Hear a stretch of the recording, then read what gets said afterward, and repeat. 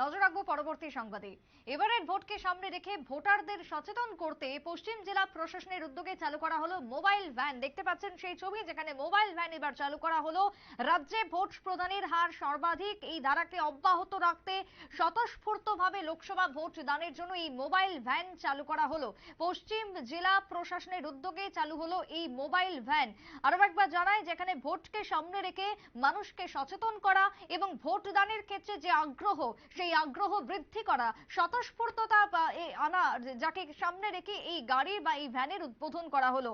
বিশেষ করে mobile LED display van চালু করা হয়েছে, যেটা এবারে একেবারে প্রথম পশ্চিম ত্রিপুরা জেলা প্রশাসনের উদ্যোগে চালু করা হয়েছে। আজকে মঙ্গলবার ত্রিপুরা বিশ্ববিদ্যালয়ের সামনে থেকে সবুজ পতাকা নেড়ে ভ্যানের যাত্রা শুরু হয়। উপস্থিত ছিলেন মুখ্য নির্বাচনী আধিকারিক পুনিত আগরওয়াল। কি বক্তব্য উঠে এসেছে মোবাইল ভ্যান প্রথমবার ত্রিপুরা রাজ্যে চালু হওয়াকে কেন্দ্র করে, শুনুন।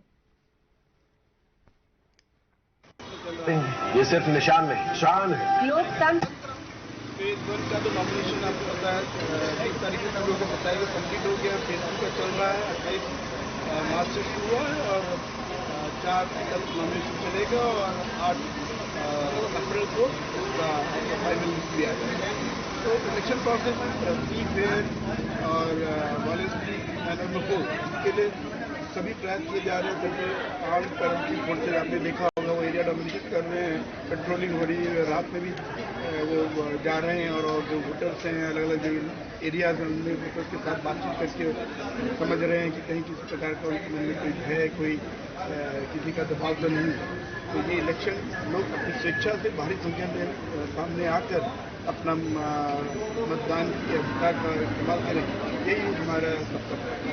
कितना बटालियन सीआरपीएफ और सेंट्रल फोर्स आया है अभी तक? 70 कंपनीज आ गई हैं और 30 और कंपनी का हमें खबर आया है। 100 कंपनी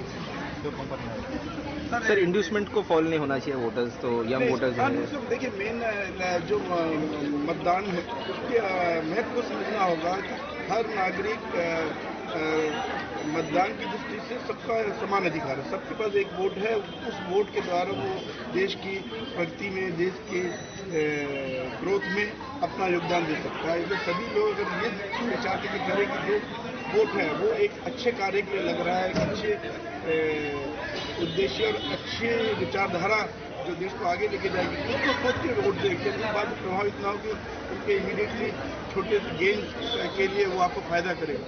तो अवश्य ही लोग जितने भी प्रलोभन आए उनको एक किनारे करके अपनी इच्छा से वोट देंगे। इसलिए अगर महत्व तो समझ लेंगे तो चाहे जितने भी प्रलोभन दिए जाए, चाहे वो लालच के रूप में हो, कैश के फॉर्म में हो, फाइन फॉर्म में हो, या डर दिखा के दबाव दिखाने की कोशिश, वो सब।